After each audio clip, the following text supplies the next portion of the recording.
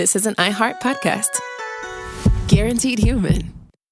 Work can be a little weird. Cringy training seminars, coworkers who won't stop talking about their plant, forgetting the mute button at an inopportune moment. We have to deal with a lot on any given workday. Sometimes it can feel hard to thrive and move forward in your career. Well, that's where LinkedIn comes in. LinkedIn helps you get ideas and insights from experts in your field, connect with people professionally, grow your network, and access tools designed to help you find the right fit for your next role. Whether you're just getting started, figuring out your next move, or looking to accelerate your career, LinkedIn is built to support you at every stage, because LinkedIn is the network that works for you. Visit linkedin.com/knowstuff to learn more. Stuff at Sea is a 5-night adults-only sailing trip that brings the Stuff podcast universe to life on board. This voyage is a culture-soaked escape where pink sand paradise meets curious minds. Sailing round trip from New York City to Bermuda on October 2nd to 7th, 2026, this voyage drops you straight into the iHeart Podcast Stuff universe. On top of the adults-only experience you already love, you'll get live podcast episode recordings, behind-the-scenes sessions, themed activations, and more unmissable onboard moments. Learn more at virginvoyages.com/stuff. Hi friends, it's me, Josh, and for this week's Select, I've chosen our episode, live show really, from 2018, back when Ford Pintos were flaming Deathtraps. Now this episode actually came out with an intro from me and Chuck, so it seems foolish to do an intro to an intro, even though that's what I'm doing now. But that's why I'm going to stop and just say, hope you enjoy.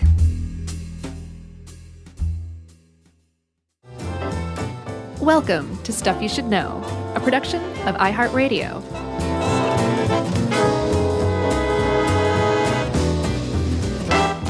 Hey, and welcome to the podcast. I'm Josh Clark. There's Charles W. Chuck Bryant. Jerry's not here. But we are, with all these beautiful people, live at the Buckhead Theater in our own Atlanta, GA. Good.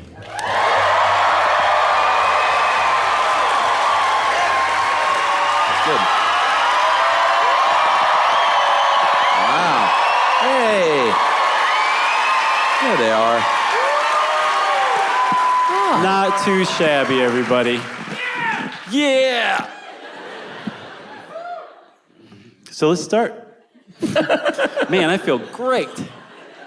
You feel what? I feel great. Since this is a live podcast, and it's actually set a little further back in time, we thought we would all get into the Wayback Machine.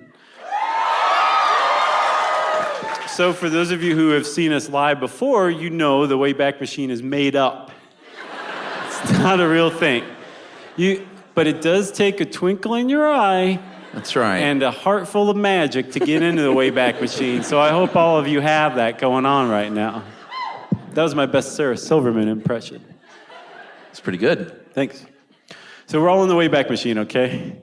And we're going back to Detroit, Michigan. Back to, I don't know, like the mid-'60s or something like that, we'll say. Yeah, back when people still wanted to go to Detroit. On purpose. Sorry, ma'am. Yeah, I told you. And we're going to fly in. That's the sound it makes.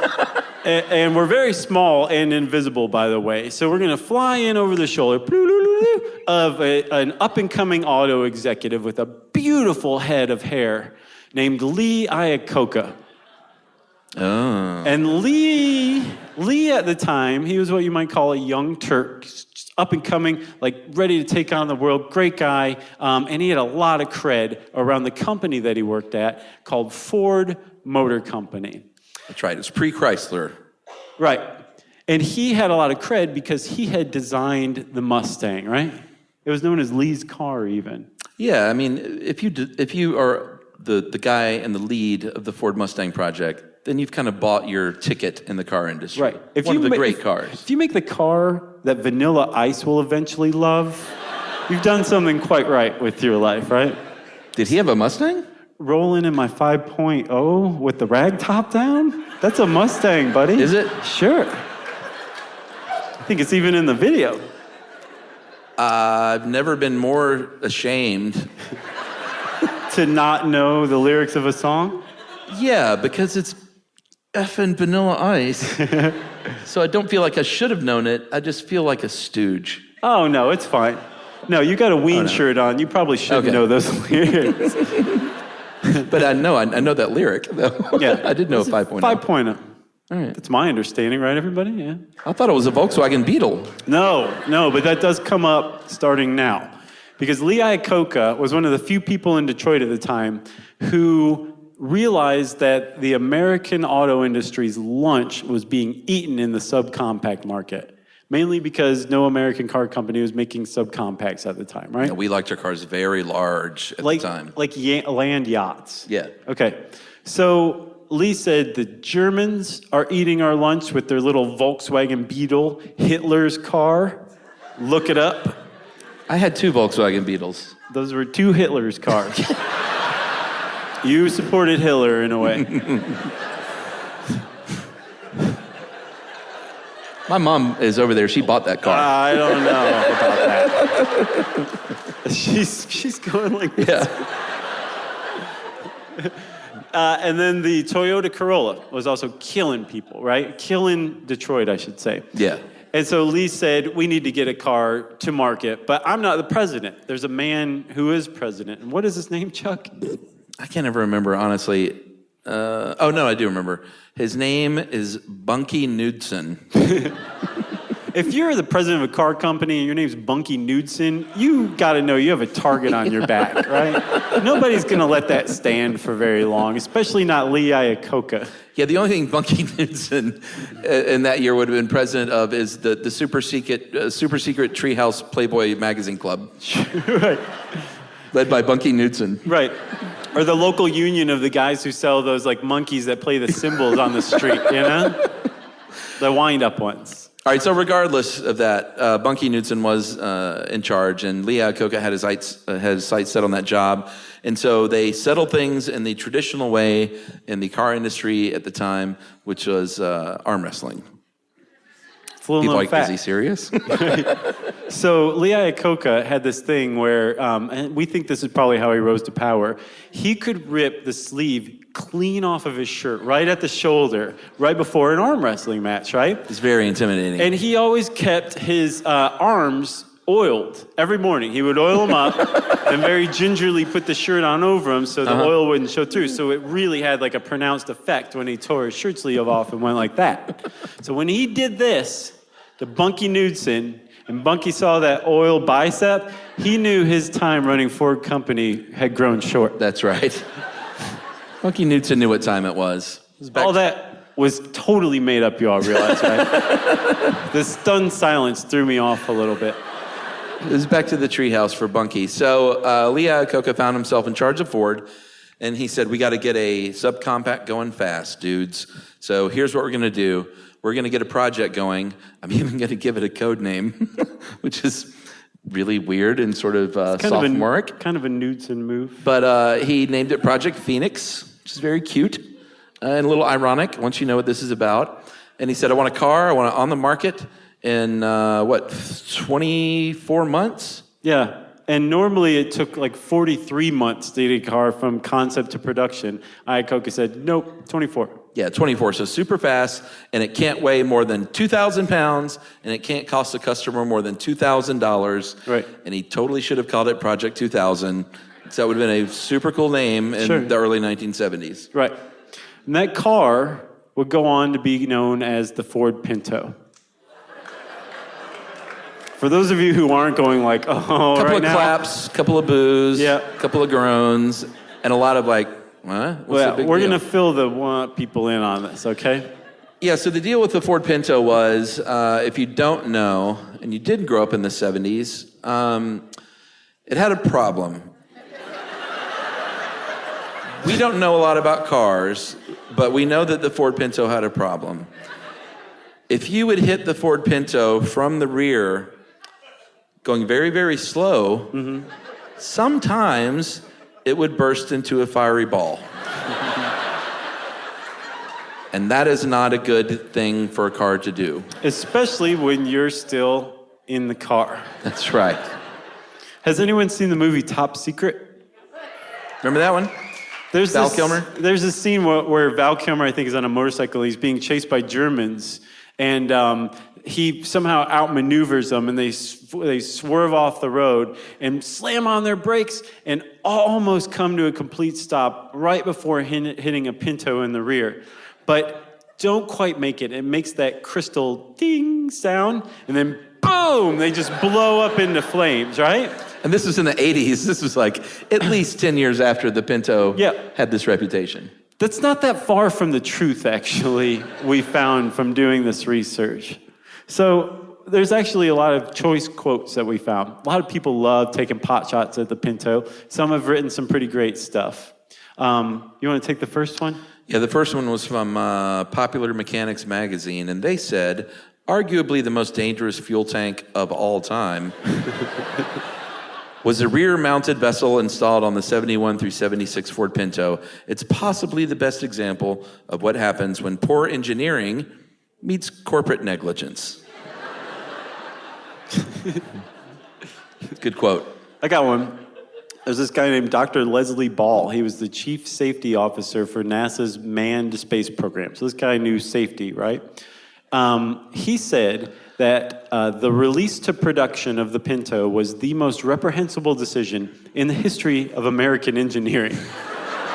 So there's a couple of things I want you guys to know. Right. A couple of things to note in this quote. One, he said, was the most reprehensible decision, not one of the. And he also qualifies it with American engineering, not automotive engineering.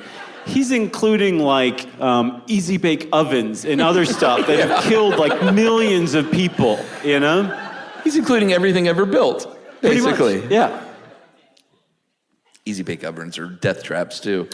So the Pinto, it was kind of an issue for Ford, as we're going to see, but there's this one tidbit we ran across that we just love. There was a radio spot for the Pinto in the 70s, and Ford had to get their agency to get rid of it because it had the line, "The Pinto leaves you with that warm feeling." For real. This is a fun one to research. All right, so again, I want to reiterate, we don't know anything about the design of cars. We know how to drive cars, and that's about where it ends.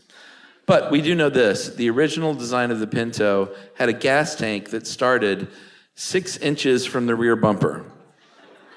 I know that's not a good idea.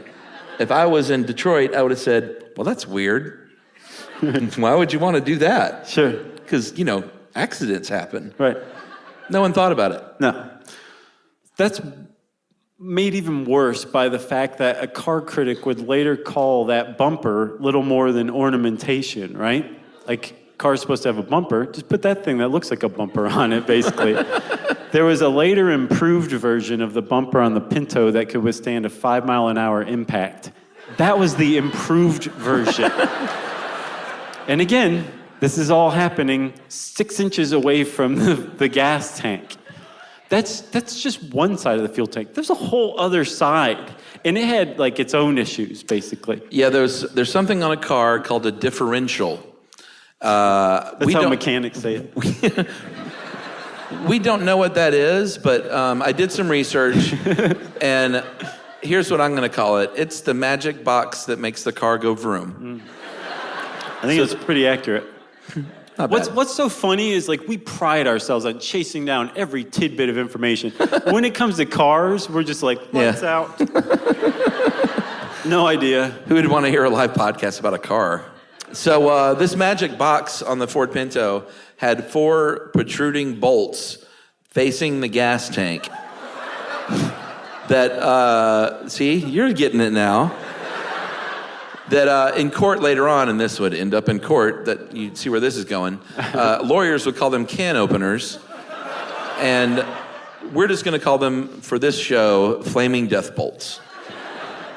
I wish we had a sound effect or like a jingle, like flaming death bolts. And we should totally trademark flaming death bolts. I think so too, or at least that's a band name. I think we should at least call it out as that. Oh, right? You hear that? Are the flaming death bolts behind us? Right, they came out. We're here on the wrong night. So, like I said, there's a lot of good quotes out there, but probably the best of them, the best, came from this journalist named Mark Dowie, who figures big time into the story. And he probably got across the problem with the Pinto better than anybody. And if I may? Please. Okay. Mark Dowie said, if you ran into a Pinto you were following at over 30 miles an hour, the rear end of the car would buckle like an accordion right up to the back seat. And the tube leading to the gas tank cap would be ripped away from the tank itself, and gas would immediately begin sloshing onto the road around the car, right? The buckled gas tank would be jammed up against the differential housing, which contained 4 sharp protruding bolts likely to gash holes in the tank and spill still more gas. Now all you need is a spark from a cigarette, and this is me interjecting here. This is the 70s, so every single person in every single car was smoking every single second of every moment they were driving. There are 4 lit cigarettes in every car at all times, with the windows up. Barring that, you could also get it from the ignition or scraping metal, and both cars would be engulfed in flames. If you gave that Pinto a really good whack, say at 40 miles per hour, chances are excellent that its doors would jam, and you would have to stand by and watch its trapped passengers burn to death. That's not me saying this. Your additional, what do you call that? Pantomiming, acting? It's in the pantomime tradition, That's fantastic. Thank you. Reading Rainbow with Josh. Give LeVar Burton a run for his money. All right, so there was one 30-mile-per-hour crash test with the Pinto that found that all 13 gallons spilled out in less than 60 seconds. So we all drive here in Atlanta, and you all pump gas. You know how fast, when you're pumping gas, it's coming out, and you're like, oh my God, that's so fast. All the gas is coming out. It's so fast. You can't pump a tank of gas in 60 seconds. So the Pinto is spilling gas faster than you can pump gas. Think about that next time you go to the gas station. Yeah. Thank God I'm not driving an early 1970s Pinto. So the weird thing is this. Despite the Pinto's reputation, whether it's from top secret or you learned about it from your older brother, who knows where you heard it from, but most people I would even say, know of the Pinto as a flaming death trap. It turns out, in retrospect, the Pinto was really not much worse than any other car in its class at the time, which is not to say that the Pinto wasn't a flaming death trap, but instead, all cars were flaming death traps at the time. The idea of being safe if you got into a crash was totally lost on Detroit at the time. It wasn't a thing. So we wondered, okay, well, how did the Pinto actually get this reputation?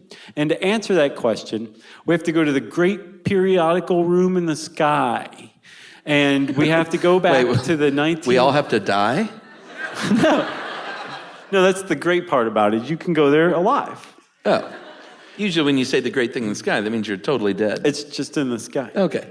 All right, great. We're going to the great periodical in the sky. Right, and we're all living. All right. It's great. We're going to go back to the 1977 section, and we're going to find the 1977 year for Mother Jones Magazine. Has anyone ever heard of Mother Jones Magazine? It's still around today. Still around. One might characterize it as slightly left of center, maybe. And it was very much the same back in the day. Yeah. And in this September-October 1977 issue of Mother Jones Magazine, there was an article by Mark Dowie. That's right. It's called Pinto Madness. You can still read this article today. It was one of the main sources we used. It's a great deep dive if you want to read some more stuff about the Pinto. But Mark Dowie was the quote you read earlier, and he was a journalist there at the time. And this is one reason you know this is also the 70s. When they released this article in a print magazine, they had a press conference about it, which is adorable when you think about it, especially through today's lens. So they even traveled. They went to Washington, D.C. from San Francisco, held a big press conference there on Capitol Hill about a magazine article, and they invited Ralph Nader to attend, which... Yeah, woo Ralph Nader. If you don't know who Ralph Nader is, he is a great American. He was a consumer crusader who cared really about one thing in life, and that is making sure that corporations didn't screw you over and they kept you safe. And it's not like he got rich doing it. Ralph Nader was a great, great dude. Right. He lived like a hermit to show that he wasn't being influenced by one side or the other. He had like a mattress on the floor of like a studio apartment. I think he had a hot plate that he lived with. Ironically, that's very dangerous. Now that I think about it. It was like probably one of the safer hot plates, but yeah. I bet it was the best hot plate on the market. Sure. For sure. You would think so, but he bought it with his own money.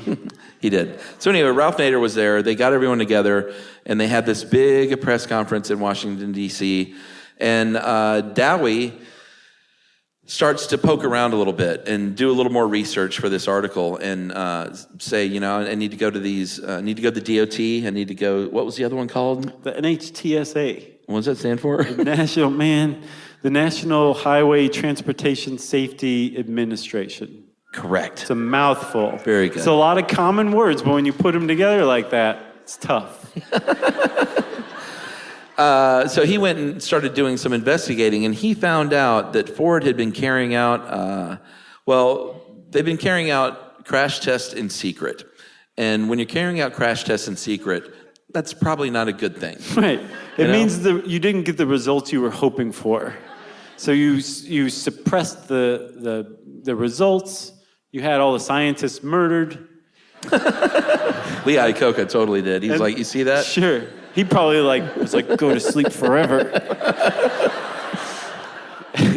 But that was just to get the ball rolling. He had goons kill the rest of them. Oh, sure.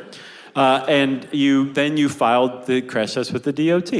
That was the normal thing. So Dowie's sitting there going through all these file cabinets, and there's all these bureaucrats going like, oh God, why does he keep saying Eureka? Right. What is he finding now?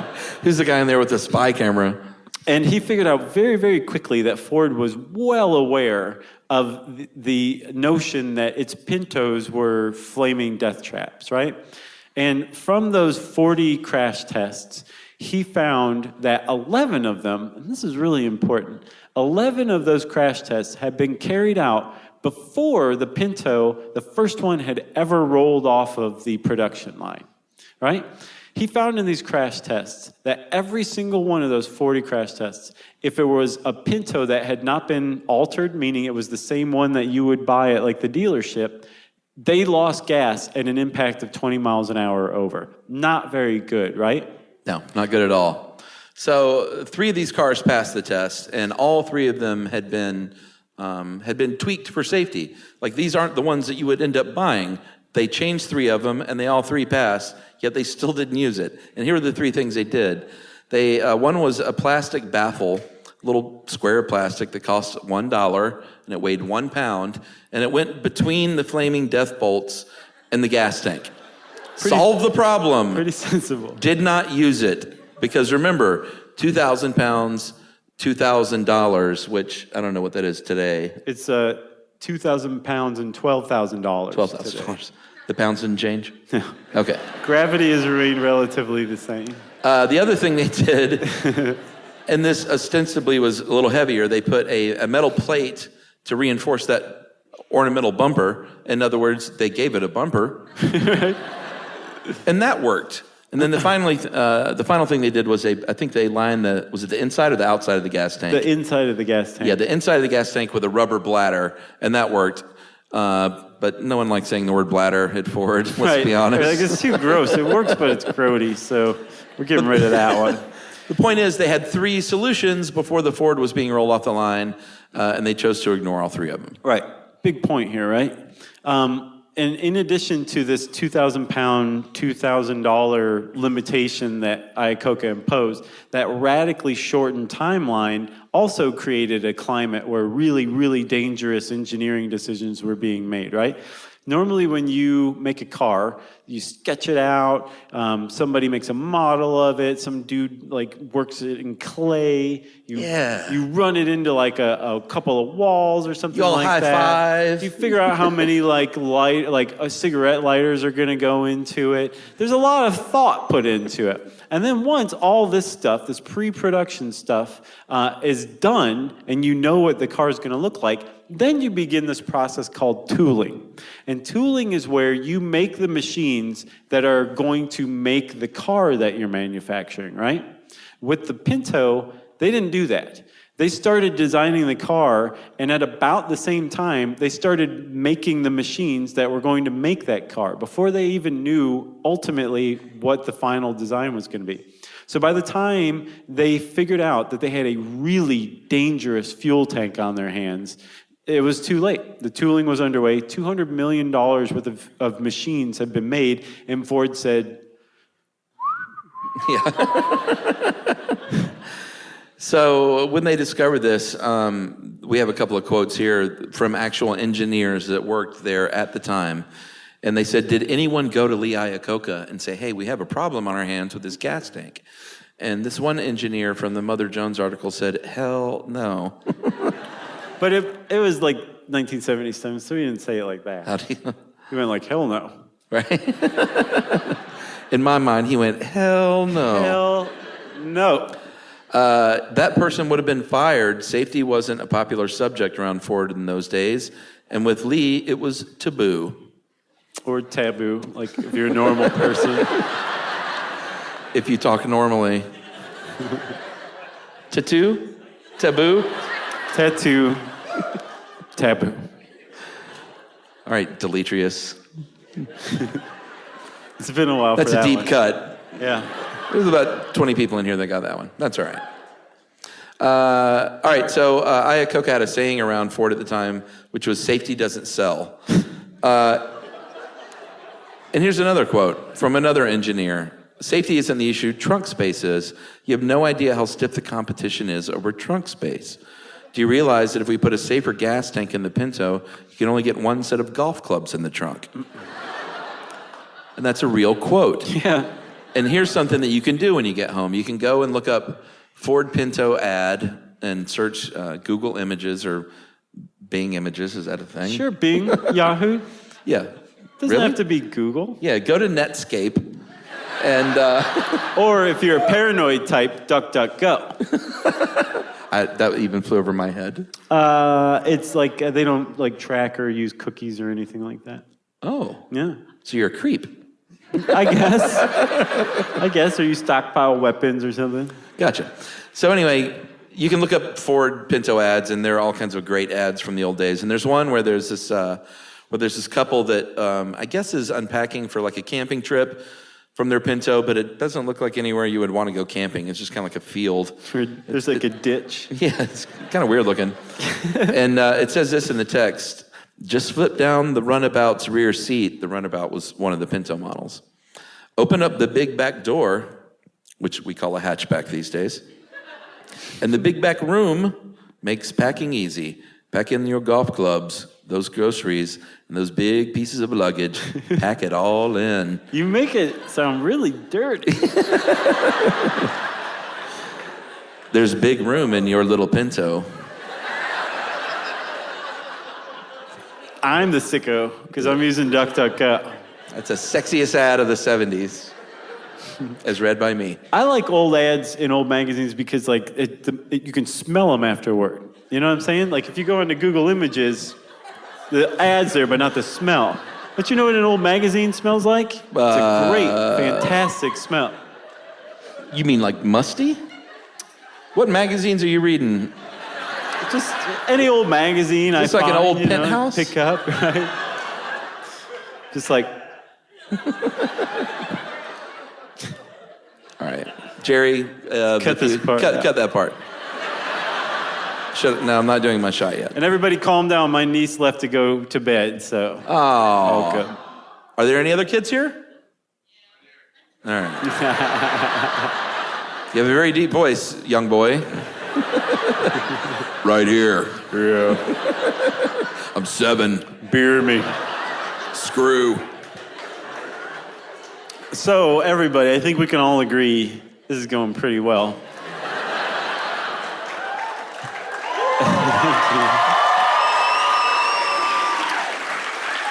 You're not going to like this. That means that we need to put an ad break in here. Calm down. We'll be right back right after these messages. Learning stuff with Joshua and Charles. Stuff you should know. We've all had the experience of calling a business and just wanting to talk to a real person. Not an automated voice pretending to be human, an actual person who can listen and understand and offer help. That's exactly what you can do with Ruby. Ruby is the virtual receptionist company that takes care of your callers when you're unavailable in the middle of something or simply don't want to pick up. That's right. They can answer, screen, transfer calls. They can take messages, collect payments, book appointments, and more, all while making the people you serve feel special. And best of all, it can help you be more productive. For example, 9 out of 10 lawyers who use Ruby log more billable hours per day than the national average. And other professionals like plumbers and technicians win more customers while being able to stay focused on the job. But whatever kind of small business you run, Ruby is built to save you time, earn you more customers or clients, and make meaningful connections with the people you serve. It's available 24/7, 365 days a year, and 100% based in the U.S. See why more than 15,000 small businesses use Ruby. Visit ruby.com, or better yet, call them at 844-900-RUBY. The springtime thaw is finally here. Flowers are blooming, days are longer. We're saying yes to more plans and finally getting outside, running, walking, just moving again. It's the perfect time to upgrade your everyday go-tos with Bombas. Take Bombas sports socks. They're super comfortable and designed with sport-specific tech for running, cycling, yoga, hiking, you name it. I use them to run in, and I can tell you they work beautifully. So head over to bombas.com and use code SYSK for 20% off your first purchase. That's BOMBAS.com, code SYSK at checkout. So you're considering getting a home security system, but you want something that fits your space. Well, with ADT Blue, it's easy to customize a system that's right for you and set it up yourself. Just pick the kit and monitoring plan that makes sense for your home. Yeah, well, let's say you're worried about package theft right off your front porch. The ADT Plus app can walk you through setting up a new doorbell camera kit. Once it's installed, ADT Pros can help you keep tabs on it 24/7, or you can manage it yourself from the ADT Plus app. That's right, there are no long-term contracts, so you can change your monitoring plan whenever you want. The flexibility doesn't end there either. You can add to your system as you need with things like extra cameras or motion sensors. Some life decisions are hard, but thanks to ADT Blue, you can get DIY trusted ADT home security in a snap. Head to ADT.com/BLU to build your system today. And to find out more about home protection, check out a new episode of Grown Up Stuff with security expert Joe Mazza, out now on the iHeartRadio app, Apple Podcasts, or wherever you get your podcasts.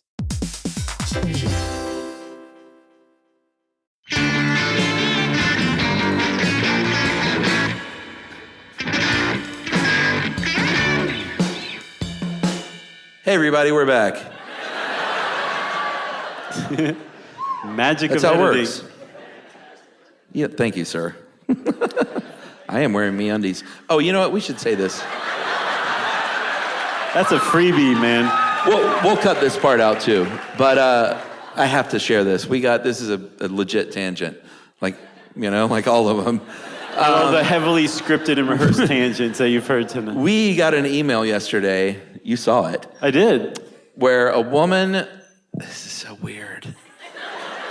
A woman wanted to send a new pair of MeUndies to us for us to autograph so she could frame the underwear for her husband's Christmas gift. Now that is a deep cut. Sure. That's a true fan. At least she wasn't like, and you wear them first. Yeah. Each of you pass it off to the other one, and then mail them back to me. But both of those were like, oh yeah, send them in. Right. Totally do that. I sent the She would have email. smelled like an old magazine. You know? Right when she got that in the mail. Oh, Chuck. I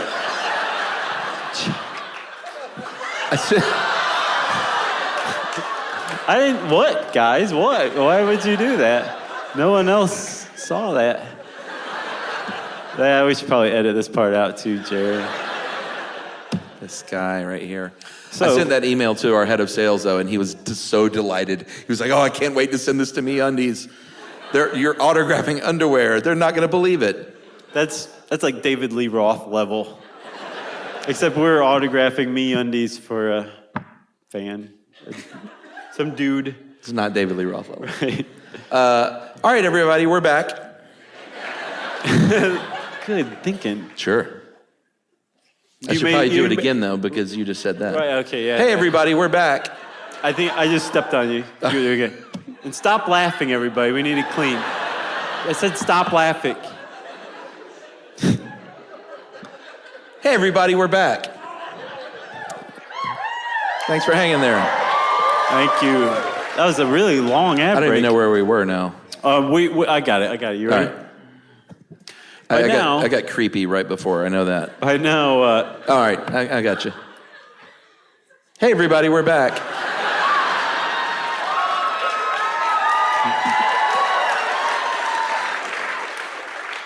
Everyone's gonna be like, "What the hell happened in Atlanta?" That's good enough. We're leaving that in. All right. So by now, everybody, you may be saying, Chuck, Josh, WTF? How could this possibly be going on? How could Ford be doing this kind of stuff? We're going to tell you, WTF.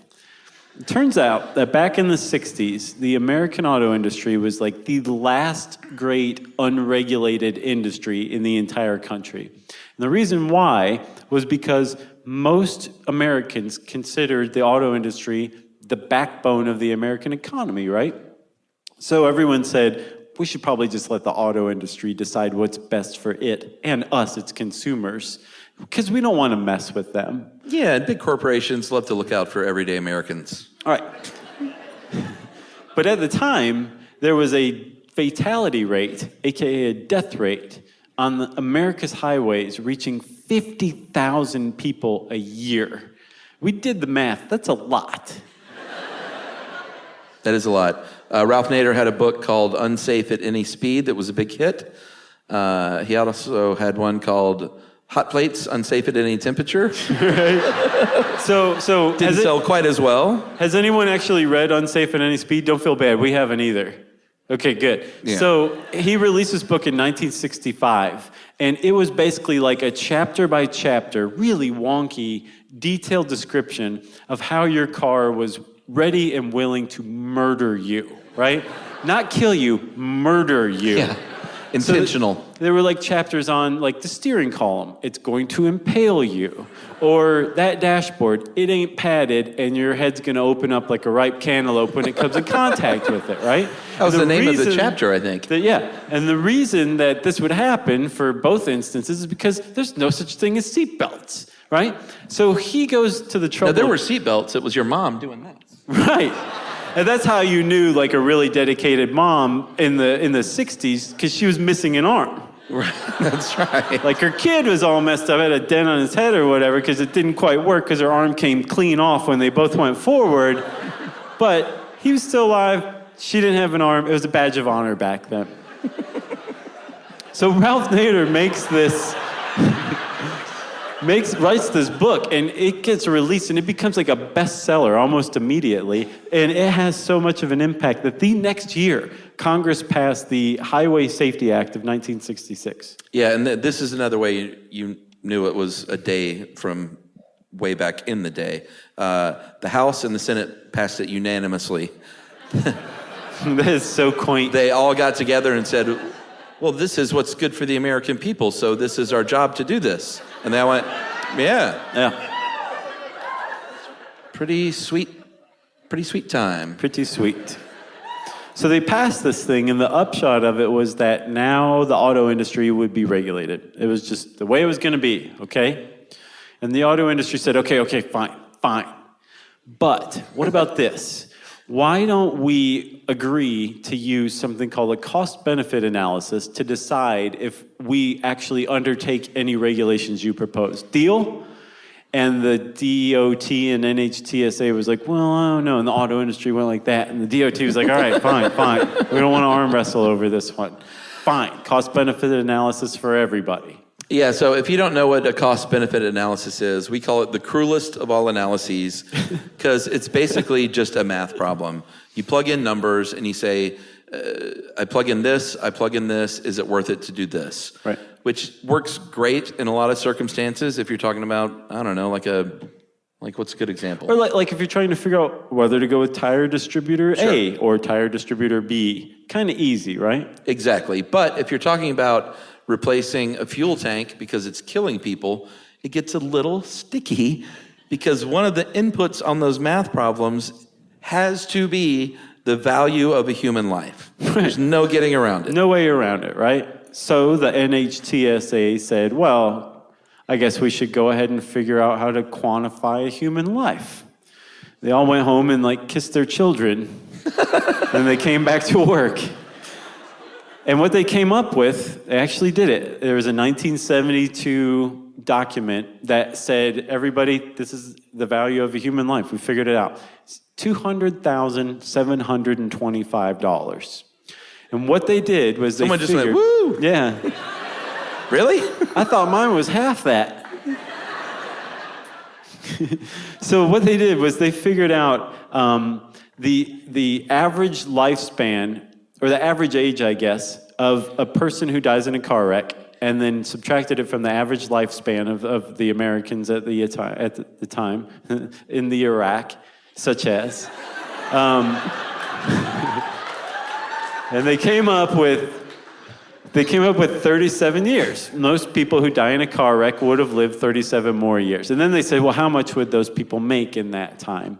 And they said, well, $200,725. The problem with this is that it really what they calculated was the cost to society in lost productivity. If it's just wages, right? They didn't take into account some very important stuff like the value that the individual places on his or her own life, or whether their family wants them to come home after a car wreck, stuff like that.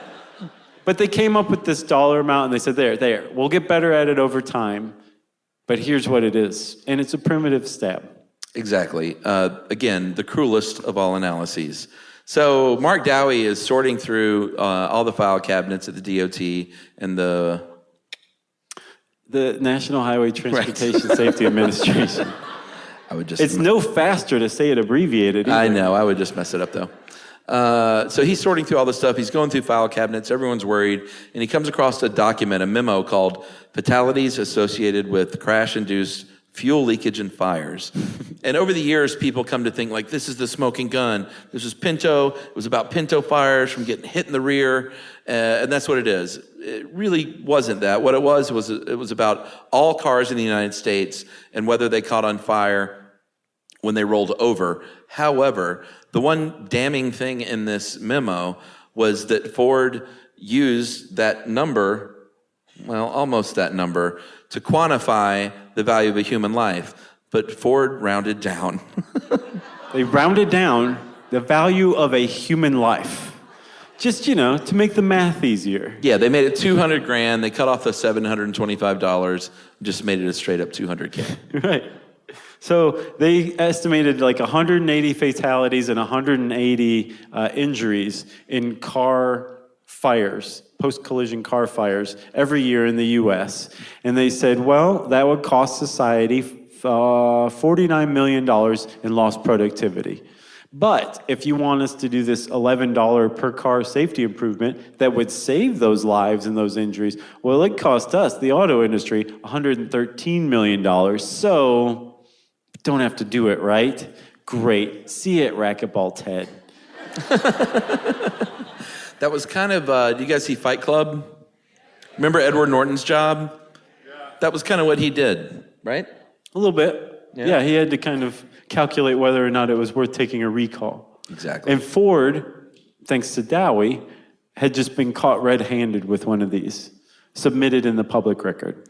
All right, so part of the Motor Vehicle Safety Act was something, and all these bills, this gets a little wonky, but bear with me. They're all broken down into subcategories, and one of them was called Vehicle Safety Standard 301. And 301 was basically our government getting together and saying, you know what? We feel like you should be able to get hit from the rear at like 20 miles an hour and not explode into a fiery ball. We've talked about it. We know what you're going to say, Detroit, but we've talked about it. We feel very strongly about this. We feel that's reasonable. Democrats push for 30, Republicans push for 10. They met in the middle at 20. There are people from Cobb County here, I'm sure. They are not happy with you right now, Chuck. That's all right. They are going to let us know via email after this show. I'm so angry at the way you feel about life. So they settled on 20 miles an hour, and that was safety standard 301. But here's the rub for Ford and the Pinto is they had a problem on their hands. They knew they couldn't withstand 20 miles an hour. They could barely withstand 5. So this would have meant a complete redesign on the Pinto. So they came up with a plan, basically, to, shall we say, delay the process. Yeah, Coco went, kill that thing, kill that standard 301. I hate it. And they were happy because they didn't have to kill a human. Right, for once. So Clausen is, oh yeah. I didn't even mean to say that, but it works pretty well. So here's what they did. They got attorneys on the case, and they said, here's what you'll do. You're gonna file these arguments on the last day that you can file an argument, and you're gonna get all this data together, and you're gonna shove it in their face and say, here's an argument. DOT. And now you gotta look through all this stuff, and you have to satisfy that argument. So they may not have even cared if the argument held up or not. The point was they just wanted to delay things so they could keep selling the very dangerous Pinto. So they did this, and they didn't even file them concurrently all at once, which is sort of what you usually do in law, in court. They would file one, they would go look through them all and say, yeah, this holds water, it doesn't, they go great. They wait till the next deadline, then file another one, and all of a sudden, they have delayed this process for 9 years. 9 years.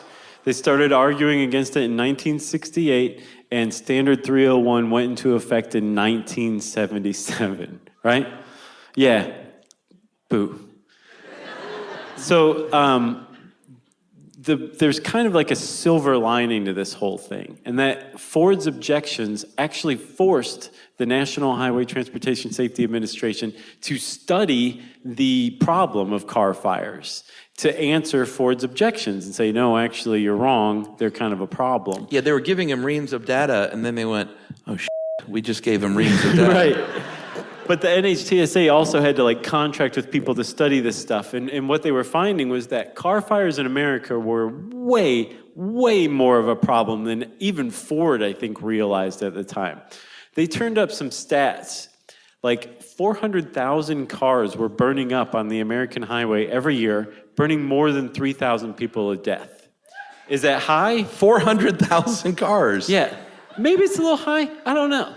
But this is what they turned up. That sounds high. Here's one. 40% of all calls to all fire departments in the United States in the 1960s were cars on fire. Isn't that nuts? When's the last time you guys saw a car on fire? This would be like you would see one, and then a couple miles later, there's another one. Well, and this was, people didn't have cell phones. So you would have to see a car on fire, have a dime in your pocket, be near enough to a payphone to report it. Right. And that was 40%. And have made the judgment that there was a chance that the person was going to make it in the time that you went to the payphone. Right. There's a lot of factors here. 40% seems high. If you had a Christmas parade in your town, there's a pretty good chance a couple of those cars were just going to catch fire in the middle of the parade. This is insane. And this is what the NHTSA was finding from studying this problem. There's a University of Miami study. They found that rear-end impact fires were, quote, a clear and present hazard to all Pinto owners. That was the Kane saying that. All right, so... Wait. We got to take another ad break. Okay. Everybody, we'll be right back. Don't get up. We'll be right back right after these messages. Learning stuff with Joshua and Charles. Stuff you should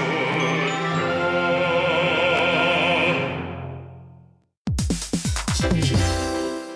We've all had the experience of calling a business and just wanting to talk to a real person. Not an automated voice pretending to be human, an actual person who can listen and understand and offer help. That's exactly what you can do with Ruby. Ruby is the virtual receptionist company that takes care of your callers when you're unavailable in the middle of something or simply don't want to pick up. That's right. They can answer, screen, transfer calls. They can take messages, collect payments, book appointments, and more, all while making the people you serve feel special. And best of all, it can help you be more productive. For example, 9 out of 10 lawyers who use Ruby log more billable hours per day than the national average. And other professionals like plumbers and technicians win more customers while being able to stay focused on the job. But whatever kind of small business you run, Ruby is built to save you time, earn you more customers or clients, and make meaningful connections with the people you serve. It's available 24/7, 365 days a year, and 100% based in the U.S. See why more than 15,000 small businesses use Ruby. Visit ruby.com, or better yet, call them at 844-900-RUBY.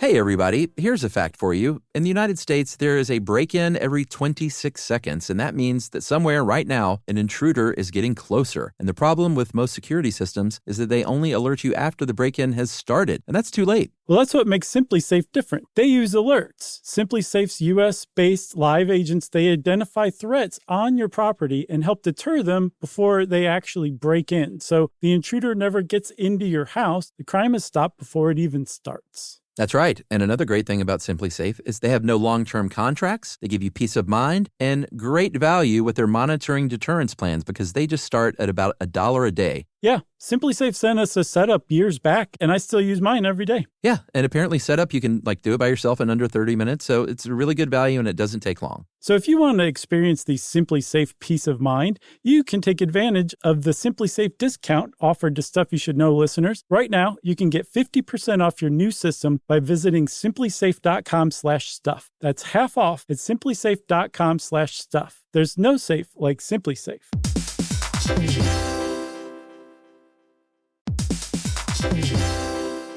Work can be a little weird. One minute you're in a meeting that could have been an email. The next you're trying to decode corporate jargon that somehow means nothing. And don't even get us started on the quick sync that turns into a 45-minute deep dive.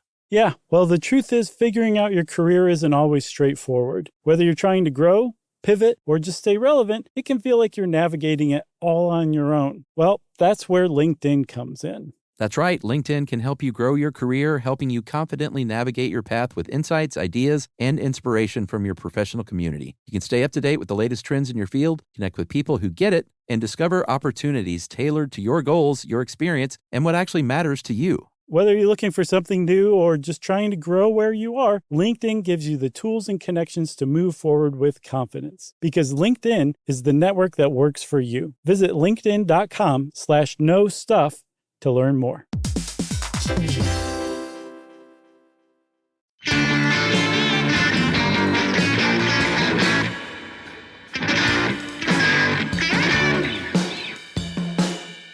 Hey, everybody, we're back. It's a lot better live, huh? They get it now. So the original draft of the Motor Vehicle Safety Act had a part that provided, it was very controversial, it provided for criminal sanctions against executives of auto companies. And these, well, let's be honest, these white dudes that were executives of these auto companies said, well, I don't think you really mean that, right? Wait, that means we could go to prison. You understand? I think we should. We have some lobbyists on the case, and so hip, hip, hip, hip. they put the lobbyists on the case, and they did get that lobbied out of the Safety Act. Unfortunately, Yeah, I say unfortunately. That's me talking. Sure. Well, you're speaking for both of us, buddy. What they end up with, like $5,000 or $10,000? Yeah, in 1977 money, which today translates to like $40,000. So if you were an auto executive who knowingly put a dangerous car out on the American market, you could face a fine of $40,000.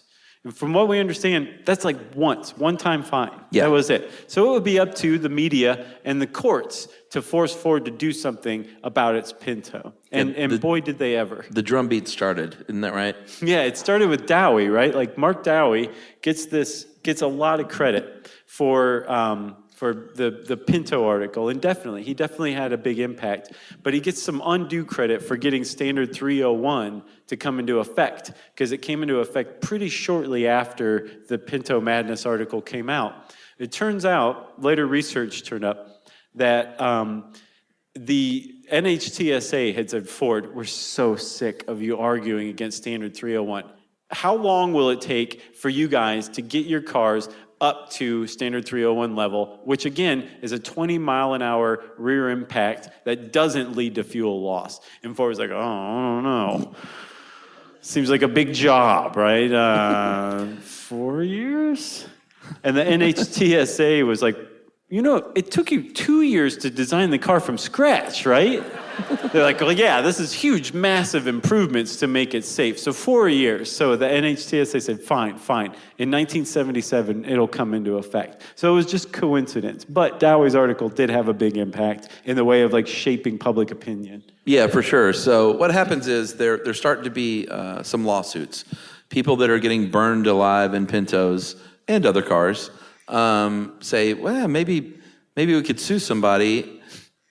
And is that a duck quacking? Is there a duck in the house? Well, okay, let's get back on track.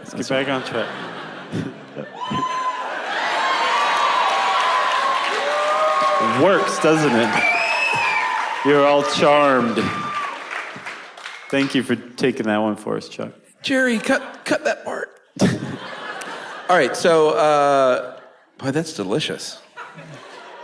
It's good. Yeah. Bullet brand bourbon. It's called buzz marketing, everyone. Yep. They don't even pay us for that. Yet. So there are these people that have this job where they recreate accidents sometimes it's for court, for attorneys, for the state, sometimes it's for insurance companies, but they recreate these accidents to kind of show what went down. And some of them started to say, and again, it was a radical notion, started to say, wait a minute, I think that if you get in a car wreck, you maybe should be able to live through it. It's a radical idea, but like maybe they should make cars safer? Yeah, they're like, go back to San Diego, hippie. Well, the notion from America, everyone sort of agreed to this thing where, like, if you get in a car wreck and die, like, you got in the car wreck. It's your fault. It was the driver's fault. Yeah, it's the driver's fault. You can't make cars safer in the case of an accident. It seems weird now because it's all we think about is auto safety, but it was just not on the radar. Lee Iacocca was not the only one. But that was thanks to Detroit, like saying, it's your fault, you're a dummy. But everyone agreed to it. Everyone was complicit. In Detroit's defense, at the time, everybody was drunk while they were driving. Way true. More than today. So they kind of had a point, but still, they could still make the cars safer, and should have even more back then. Yeah, for sure. So these, I don't know what we call them, accident recreationists? Reconstructionists. Reconstructionists? Recreationists are the Civil War dudes. Does anyone here do that? Any Civil War reenactors here? There's 3 who are just sitting there like this right now. All right, quick sidebar. Emily and I went hiking you guys ever go to Sweetwater State Park? See, local show. Emily, you remember this? We went hiking in Sweetwater, and there were some Civil War reenactors, but it wasn't like, what I know about Civil War reenactors is they throw a big battle party, or whatever it's called, and they act like it's a big war, and they go, bang, you die, or don't die, and bang, bang, and then that's sort of what happens. Do they do that? I have no idea what they do. Oh, okay. But it's a big show, like on a field. Like I went to one when I was a kid. I remember that. But these dudes were just hanging out in the woods at Sweetwater State Park. They were like, they had a fire going, and it was like 3 or 4 people. It was a couple of dudes and a couple of ladies in their outfits, and they were cooking, like, I guess, like a squirrel on a spit. That's Huckabee style. There was no organized thing. And when I was just hiking by, it was like a year ago, I was like, well, that's weird. Or did you guys just like back slowly into the woods? I did. Like, don't make eye contact. I guess I approved because it wasn't war, so that's kind of cool. It was no, they were prepping for war, so. Oh, okay. They were gathering their strength from squirrels, apparently. Loading their muskets. To go feign war. Very strange. Don't go to Sweetwater's, by the way. Don't go there. No? Not after that. Oh, okay. I didn't know if there's something else. Like there's a lot of abandoned tires in the ravine or something. All right, so where are we? Jerry, cut that whole story. I don't know. I think it was a good story. I think we should keep it, Jerry. Is she dead? Is she in the great periodical in the sky? Periodical room in the sky. All right, so these recreationists, that's where I was, Yep. are saying maybe you should sue the car company, like because cars should be safer. And people went, oh, well, that's not a bad idea. Yeah, because very revolutionary idea. these guys were saying, with the Pinto in particular, I'm starting to notice a lot of charred bodies that are otherwise in perfect shape, look great, aside from the charred part, right? Like they don't have any contusions, they don't have any broken bones, so like these accidents are happening at really low speed. Maybe it's actually a design flaw with Ford. And so the lawyers were like, that sounds great. And they started circling the courthouses like the flying monkeys in the Wizard of Oz and dropping lawsuits down onto Ford's head. And at first Ford was like, bring it. We're Ford. You know, juries are made up of like upstanding registered voters, right? We're gonna be just fine. And Ford won a couple at first, and then they started losing them. And Ford was still kind of like, we're still taking the jury trial on. But the whole thing turned on this one trial in 1977 in Orange County, California. And Ford lost big time, actually, in a Pinto case. Yeah, they lost, and this was in 77, they lost $125 million in damages to a boy named, he was 13 years old, Richard Grimshaw was very sad. He was burned very badly, and the driver of the car died, and $125 million back, I mean, that's a lot of money now, but back then, it's a ton of money. Yep. And it's what they call, you've heard of like a symbolic award where they'll just hit a company with a ton of money, and it later gets reduced, but all they care about is that the media knows that they got hit with this ton of money. Right. That was sort of the case here. It got reduced to, what, $3.5 million. Which is that's still pretty yes, substantial. still a lot of money back then, of course. But that initial figure like really made a point and sent shockwaves through the auto industry. Yeah, and so Ford changed its tactics. They're like, okay, well, maybe we'll start settling. And we got another quote, and Chuck reads it way better than me, so if you don't mind. Yeah, this was an attorney for Ford, and I'll read it in the voice of Lionel Hutz of The Simpsons. The great Phil Hartman. Here we go. We'll never go to a jury again, not in a fire case. Juries are just too sentimental. They see those charred remains and forget the evidence. No, sir, we'll settle. Thanks for that. That is he wasn't overheard saying that. Right. A TV reporter stuck a microphone in his face, and he said that. Right, that was his quote that he gave. Like Amazon Alexa didn't overhear him saying that to his wife at home later, right? Exactly. So Ford was like, okay, kill that guy, that lawyer. Lee Coco. We're going to start settling. And so they did start settling. There's some benefits to settling. Well, there's some drawbacks too. One is that it tells the entire world that you know your case is terrible. But it says, well, there's going to be lower payouts to the lawyers, and there's going to be lower payouts to the defendants. And it also cuts down on discovery. So discovery, if you go to jury, the plaintiff, the person filing the case, has legal access to any and all documents that you have that prove their case against you, right?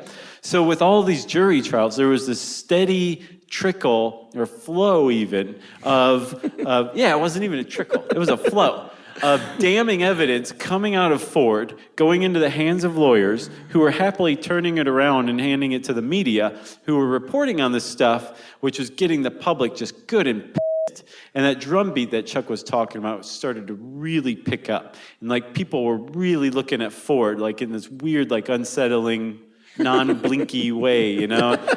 Everyone took their shirts off and they put like war paint on, and just Ford was starting to get a little nervous. They were like us? And America said, you. So that got a little weird. Yeah, thank you for clapping for that. Thank you, buddy. You get a t-shirt. That bordered on performance art. Did it? I think so. Had I taken my shirt off, it would have been perfect. Oh my God. Do it. No. You're out of your mind? You guys could cheer until blood comes out of your mouths and I still wouldn't take my shirt off. There is nothing you could do to make me take my shirt off. Actually, I would probably be more apt to take my shirt off, which would be...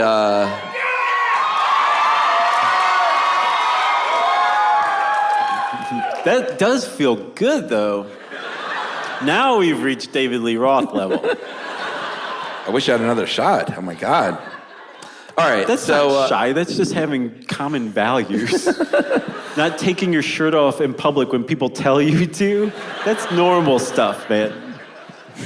You did good, is what I'm saying. Thank you. Jerry, cut out the last 2.5 minutes. Jerry. Shame on all of you. Hometown show. All right, so finally in 1977, Safety 301 came into effect. What we talked about, you should be able to hit a car from 20 miles an hour, not be a flaming death ball. And the 1977 new Pinto debuted with a very brand new safety feature, that $1, 1 pound piece of plastic in between the flaming death bolts and the gas tank. That they've known since 1968 would save lives. Boo. Thank you. So, Lee Iacocca by this time and Ford in general were scared to death of the PR crisis that had been growing and growing. And the whole thing, again, was started by Dowie's article. Not only did he get the Mother Jones readership involved, he really kind of awakened the mainstream media to the thing. So everybody was reporting on this. People were suing for it. It was a huge, big problem. And Iacocca told everybody, clam up. That's actually a direct quote from his book, his 1988 book. I used to think in a happier time that it was called Straight Talk, but that's a Dolly Parton movie. It's called Talking Straight. I gotta say, you sent me this initial, Josh did this, wrote this show, and he sent it, and he said Straight Talk, and I was like, did Dolly Parton play Lee Iacocca? It still says that. I never corrected it. I never saw the movie. That would be great. You never saw Straight Talk? Oh, no. Oh, I'm so ashamed. It's good. Is that going to be your movie crush pick? Oh, maybe. That's buzz marketing. Now I have to do it. No. So, it was called Talking Straight. In the end. I think Straight Talk might have been the working title. Okay. But in it, he says, like, we were so afraid of this PR crisis bankrupting Ford, if you could imagine that. That Seriously. They just said, no one talk. Don't talk to anybody. Just clam up. And they thought that if somebody said something the wrong way and like there was a scary turn of phrase or something like that that was just taken the wrong way, it would be seen as an admission of guilt. The problem was, to the public, that the fact that they weren't talking was seen as an admission of guilt more than anything. Yeah, it was a big deal. Like 60 Minutes was literally knocking at the door. Like Morley Safer was at Ford knocking at the door. And he said, I'm Morley Safer, and if you're not intimidated now, I got Ed Bradley with me. We've sent 2 of our best dudes. So you should be pretty worried. And Ford was crouched down under their window, like, are they still out there? What's so funny is I used to love 60 Minutes. Sure. But when I was like 13, it's such a weird show to watch as a kid. It's sophisticated. No, I was not sophisticated. Apparently you were. No, I was not. I don't know what. I like the little... Right. And then after that, you just like, all right, I'm turning the channel. Well, I've seen enough. And also, now that I think about it, I think it came on after either like The Wonderful World of Disney or That was great. or Wild Kingdom or something? I don't know what that is, sir. That was like Full House was on there. That was like the 90s. You're way off, buddy. Yeah, I'm so old. Do you see this beard? So much gray. Like the Davy Crockett Story Hour, was that one? Did I just make that up? Well, I'm not that old. Okay. No, Knight Rider. That had a good theme song. This has devolved into like, really shout out has. your favorite old thing. We're almost done, everybody. Calm down. All right, we're hitting the end. So, 1978, in June, they started their own recall proceedings, and 60 Minutes was on the door. They're knocking. And Ford says, you know what? We're going to undertake a voluntary recall.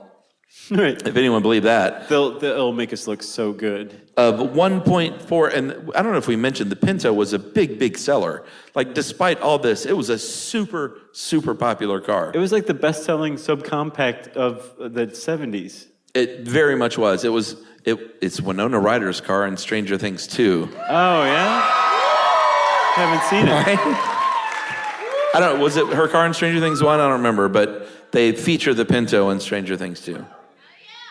Knight Rider. Spoiler, thanks a lot. Right. Now I know what car she drives. All right, so they undertake a 1.4 million car recall on just the Pinto alone, but also another car they had, right? The Mercury Bobcat. Right. Which was its like more luxurious but equally deadly twin. And we're not quite sure like what made it so luxurious. No idea. Maybe it had like an onboard like blow dryer brush to like feather your hair with while you were going home. Well, where you sit in the back seat and they just have the thing from the hair place that just like, Right. lowers over your hair. That is the pinnacle of luxury that we can think of for the 1970s. God bless the 70s. All right, the bad news is, though, and this is very sad to stop laughing, between the time Ford decided to undergo that recall in June and the time it told consumers, like internally, they said, all right, June, we'll do this. September, we announced it to the public. In those few months, there was a very, very sad crash, rear end. You need another shot. No. A rear end impact where some young women died, and there was a prosecutor in Indiana named Michael Constantino that said, you know what? I've had it. I'm done. I know the deal. I'm going to bring these dudes on trial for murder. Murder. Like he filed criminal homicide charges against the executives at Ford for that crash. Yeah, very big deal. Yeah. So, and it wasn't just like a flash in the pan. Like this trial actually, or these charges went to trial. It was over like 3 years. Mm-hmm. And over the 3 years, everybody was reporting on Ford executives on trial for murder every day. And the charges got dismissed, but the public criminalizing of Ford's executives it was huge. Like it was a bad PR crisis before. It couldn't get worse than that. Yeah. Your executives on trial for murder, right?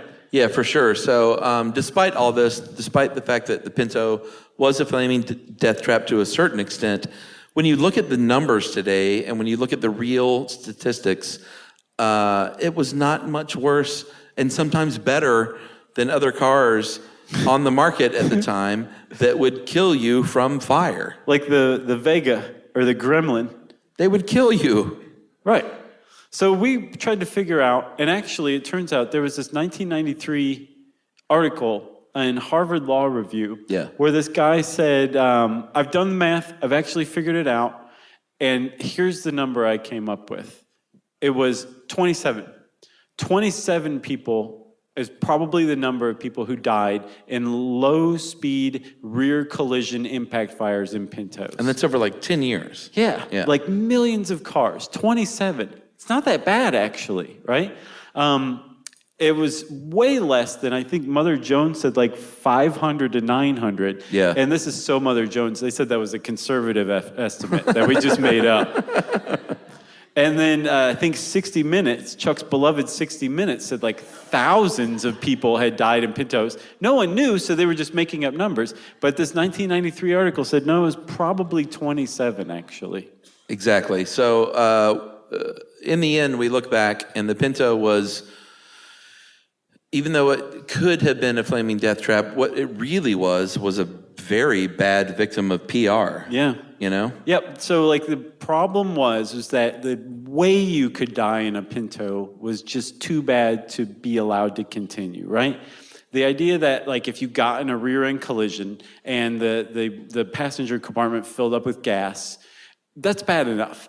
But the idea that it could happen at such a low speed that you would still be conscious when you caught fire and burned to death, the American public said, nope, that can't happen. It doesn't matter. And so thanks to Dowie's article and 60 Minutes eventually, For sure. the Pinto was basically laid to waste as far as the American public was concerned, and still has a bad reputation today. That's right. In the end, the Pinto took the rear impact. Right. But not You know in what the I'm good saying? way. Not in the good way. In every kind of bad way, you know? That's true. Never thought about that.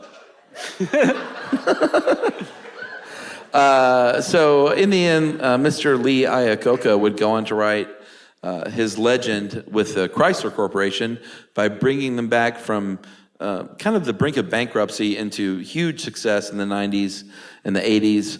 And he was named, I think, by Portfolio magazine as the 18th greatest CEO of all time, just ahead of Oprah. Which is bull. Yes. Team Oprah up here. Wrote a couple of books, wrote that biography that Josh talked about that Dolly Parton did not star in, and another called Where Have All the Leaders Gone? And Mr. Iacocca is still alive today, the ripe old age of 92, in Bel Air neighborhood of Los Angeles, California. Where there is nary a Pinto to be found. That's right. And that is the story of the Ford Pinto.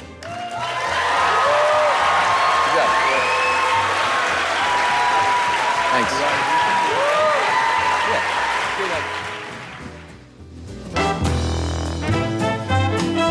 Stuff You Should Know is a production of iHeartRadio. For more podcasts from iHeartRadio, visit the iHeartRadio app, Apple Podcasts, or wherever you listen to your favorite shows.